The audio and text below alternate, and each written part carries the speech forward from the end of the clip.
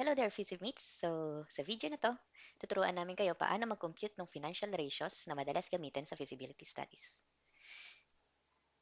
So, I have here two Excel files with me. One is the data sheet, yung may income statement and balance sheet data. And the other one is the financial ratio template na makukuha nyo for free in the description of this video. Okay, so ano nga ba tong template na to? So, tong template na to, ang kailangan lang natin gawin is i-type dito yung data nyo para automatically mag-compute yung mga financial ratios. So, dito, ang need lang natin gawin is i-type dito sa mga gray areas yung data. Okay, so let's start. For the current assets, let's type equal.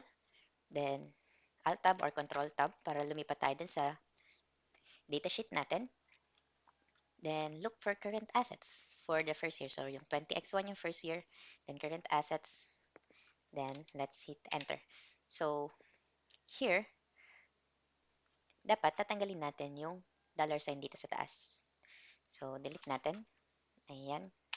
Then, drag. So, bakit po kailangan tanggalin yung dollar sign? Kasi po, pagka hindi natin siya tinanggal, let's say for example, ito, hindi natin siya tinanggal, pagka dinrag natin siya, kung ano yung year 1, yun din yung makakopy natin. Kaya make sure nyo dapat na laging wala yung dollar sign. Okay? So, tanggalin ulit natin. Ayan. Then, drag. Next, current liabilities, ganun lang din, equals. Then, hanapin natin yung current liabilities dito sa datasheet. Here. Then, sa pagtanggal ng dollar sign, pwedeng gawin na lang natin. Click natin yung F4 dun sa keyboard. 1, 2, 3, hanggang sa mawala yung dollar sign dito. Then, hit enter. Then, drag. Okay, next. Dito naman sa quick asset ratio, gagawin lang natin, i-add natin yung cash, marketable securities, and receivables. So, let's type equal. Then, hanapin natin yung cash. Ito. Then, F4 hanggang mawala yung dollar sign, plus marketable securities, kasi wala tayong marketable securities dito sa data na to. So, ang ilalagay lang natin is accounts receivable. Then, hit F4 ulit hanggang mawala yung dollar sign. Then, equal. Tapos, drag. Ganun lang kasimple. Sunod, cash. Equals lang uli natin. Then, cash. Hit F4, equal. Okay. So, drag natin up to year 5. Pero, ano po ba yung ibig sabihin nitong mga numbers na to? Yung 14, yung 18, yung 20. So, dito kasi sa liquidity ratios, tinitingnan natin yung kakayahan ng current assets natin na mabayaran yung mga utang natin or yung current liabilities natin. So, halimbawa, meron tayong 2 million na cash. Ilang beses natin kayang bayaran yung current liabilities natin gamit yung cash? So, dito, sa computation na nagawa natin, lumalabas na 14.43 times natin kayang bayaran yung utang natin. So, ganun din dito sa quick asset ratio, but instead of just cash, inad natin dito yung marketable securities and receivables. Dito naman sa current ratio, inad natin lahat ng current assets natin. Okay? So, moving forward to efficiency ratios naman, net credit sales. So, yung net credit sales, type lang uli natin equals. Then, punta tayo sa income statement. Sa income statement, dapat dito, usually, nakalagay net credit sales. Then, hit natin yung F4 ulit para mawala yung dollar sign. Then, divided by average accounts receivable. So, ang gagawin natin, type natin equals, then average. Then, hit tab doon sa keyboard natin. Ayan. Tapos, yung year na kukunin natin, i-extend natin siya doon sa previous year. Okay, so highlight natin tong dalawa, then drag natin up to year 5. Next, cost of goods sold, ganun din. Nandun din to sa income statement natin. So, equals.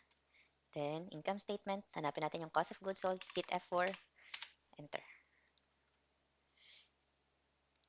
Then, mamaya na natin siya fill. Dito pala, hindi natin siya na F4. Ayan. Dapat make sure na lagi siyang nakatanggal yung dollar sign. Then, ulit, drag ulit. Okay. So, dito, average inventory, ganun din. Type average. Then, punta tayo dito. Yung inventory naman, F4, hanggang mawala yung dollar sign, enter. Then, yan, highlight natin sabay. Then, drag. Sunod.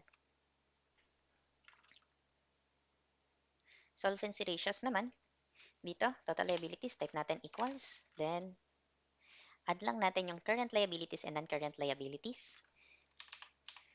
Plus, this one. Okay. Total assets.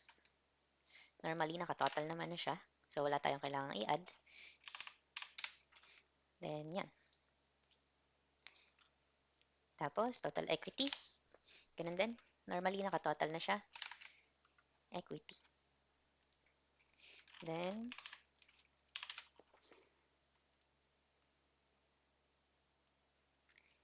that's it. Sunod, profitability ratios. So, type natin equals. Yung gross profit and sales, usually nasa income statement to. So, punta tayo ng income statement. Hanapin natin yung gross profit. F4, enter. Then, net sales equals income statement, net sales. Then, highlight, tapos, drag or fill. Then, operating profit naman, equals ulit. Punta tayo income statement. Yung operating profit usually yung net after nung operating expense. Kumbaga, yun yung kita natin matapos natin ibawas tong operating expense. So, dito sa case na to, yung operating profit natin is yung net income before interest and taxes. So, F4. Then, yan. Tapos, net income, ito usually nasa pinaka-last na line ng income statement. So, dito, net income after tax. Then, yan. Drag lang natin. Sunod, average total assets. Ganun din. Type lang natin equals average. Then, punta tayo dito sa incomes, balance sheet. F4.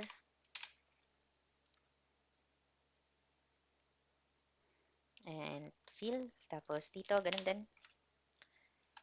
Average.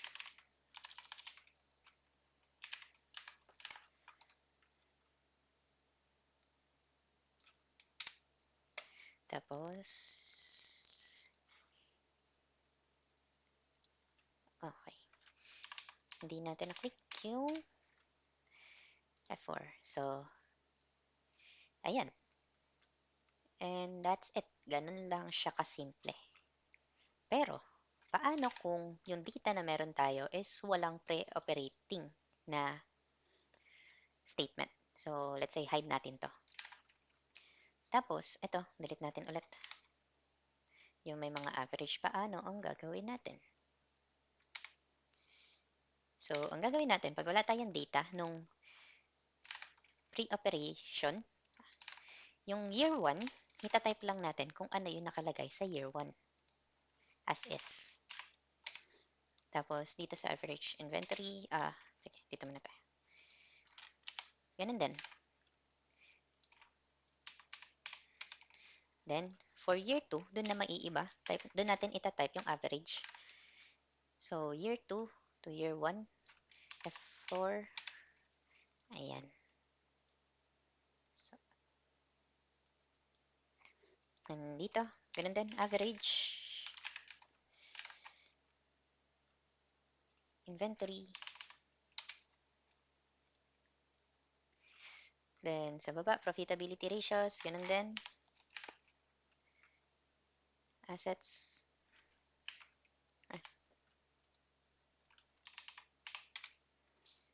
then year 2 average,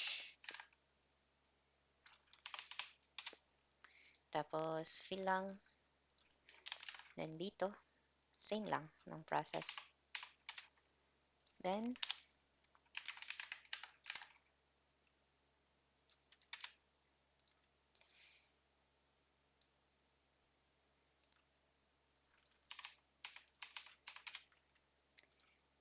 that's it. Ganun lang siya kasimple. So, yun lang. Nawa ay may natutunan kayo mula sa amin. And that's all. Thank you.